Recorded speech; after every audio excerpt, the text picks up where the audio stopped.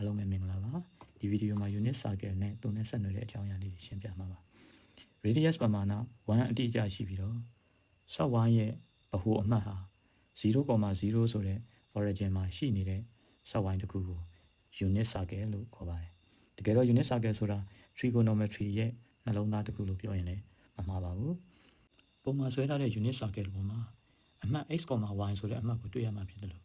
ကျန်တဲ့အမှတ်များဖြစ်ကြတဲ့ 1, 0, 0, 1, -1, 0, 0, -1 ဆိုတဲ့အခြားအမှတ်၄ခုကိုလည်းတွေ့မြင်ရမှာဖြစ်ပါတယ်